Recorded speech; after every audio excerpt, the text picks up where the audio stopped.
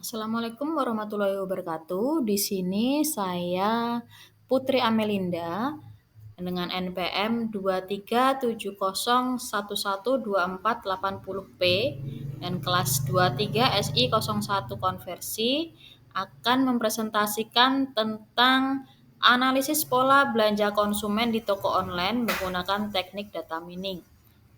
Tugas presentasi ini disusun untuk memenuhi tugas mata kuliah data mining. Pada slide awal ini akan saya jelaskan atau bagian pendahuluannya, yaitu dalam beberapa tahun terakhir, aktivitas belanja online telah mengalami pertumbuhan pesat. Platform e-commerce seperti Tokopedia, Shopee, Lazada, TikTok telah menjadi bagian penting dari gaya hidup masyarakat. Setiap transaksi yang terjadi di platform ini menghasilkan data yang sangat besar dan kaya, bahkan dapat mencakup informasi produk, waktu pembelian, hingga preferensi konsumen. Namun, sebagian besar data tersebut belum dimanfaatkan secara optimal.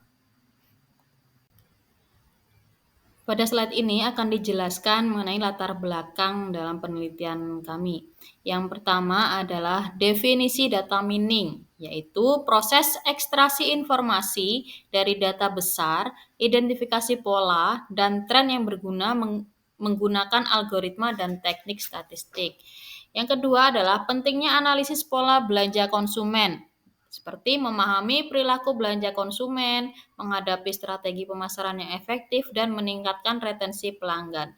Dan yang ketiga adalah perkembangan e-commerce dan toko online. Pertumbuhan pesat selama dekade terakhir memberi kemudahan akses dan peningkatan kenyamanan pada konsumen. Dan pada slide ini dijelaskan tujuan penelitian yang kami lakukan.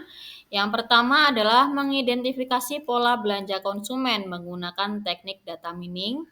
Yang kedua, mengevaluasi algoritma market basket analysis dan clustering dalam analisis data transaksi. Yang ketiga adalah memberikan rekomendasi strategis berdasarkan hasil analisis data. Konsep dasar data mining. Yang pertama adalah pengertian dan komponen data mining.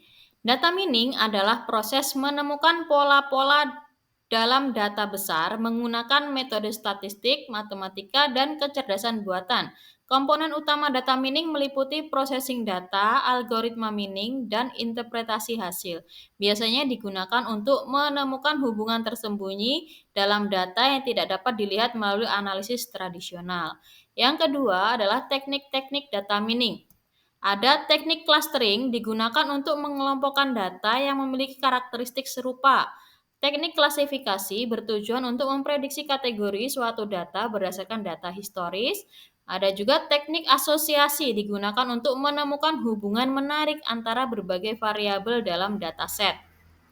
Kemudian, ada aplikasi data mining berbagai bidang. Contohnya di bidang pemasaran, data mining digunakan untuk segmentasi pelanggan dan prediksi perilaku pembelian. Dalam dunia kesehatan, adalah data mining membantu dalam prediksi penyakit dan penemuan obat. Dan di sektor keuangan adalah teknik data mining digunakan untuk menganalisis resiko dan mendeteksi penipuan. Metodologi penelitian. Metodologi penelitian adalah pendekatan sistematis untuk mengumpulkan dan menganalisis serta menginterpretasikan data guna menjawab pertanyaan penelitian atau mencapai tujuan. Yang pertama adalah pengumpulan data. Pengumpulan data kami menggunakan kuesioner dan survei, menganalisis data transaksi penjualan dan mengambil data dari platform media sosial.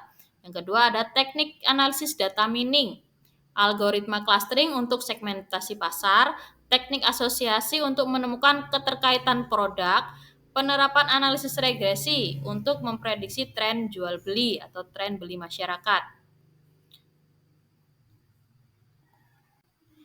Dari penelitian kami bisa menyimpulkan ada beberapa pola belanja konsumen. Yang pertama adalah definisi dan klasifikasi.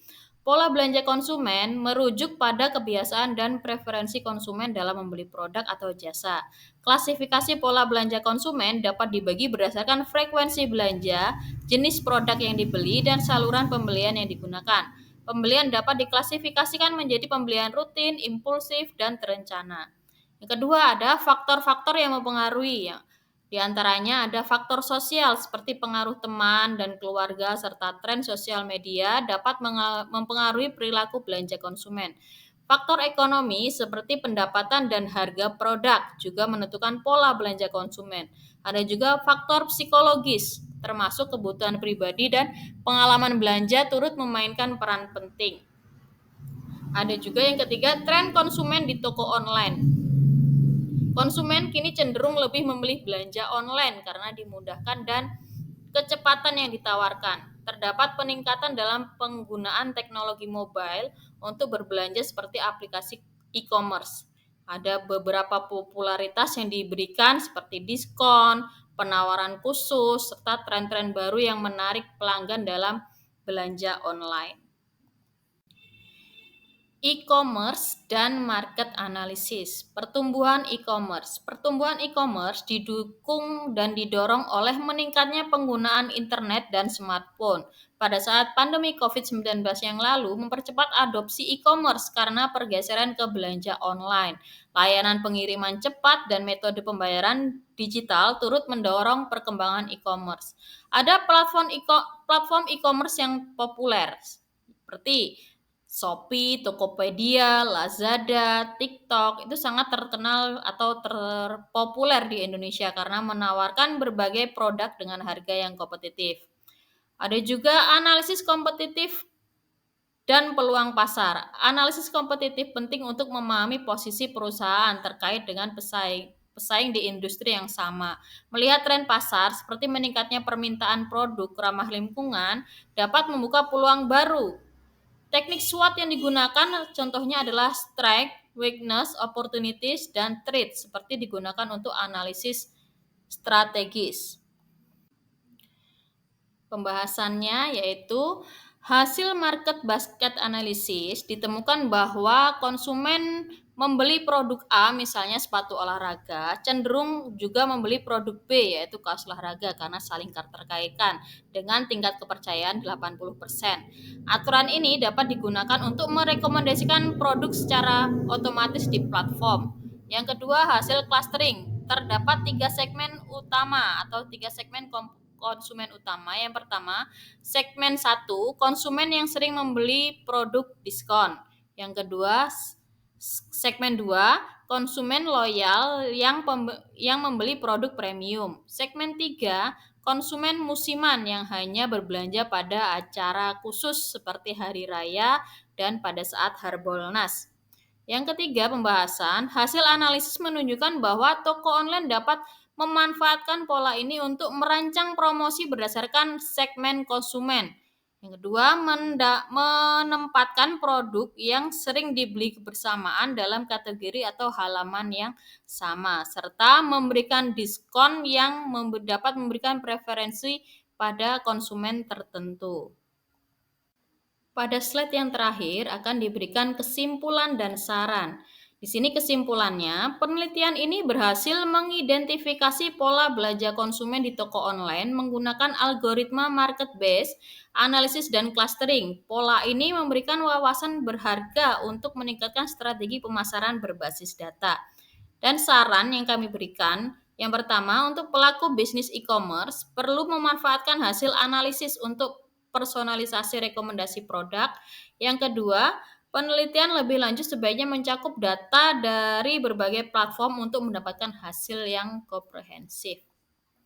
Dan di akhir slide, saya ucapkan terima kasih dan mohon maaf apabila presentasi dari kami banyak kekurangannya dan mohon masukan serta saran untuk dapat memperbaiki agar kami dapat memperbaiki kembali. Dan akhir kata, Assalamualaikum warahmatullahi wabarakatuh.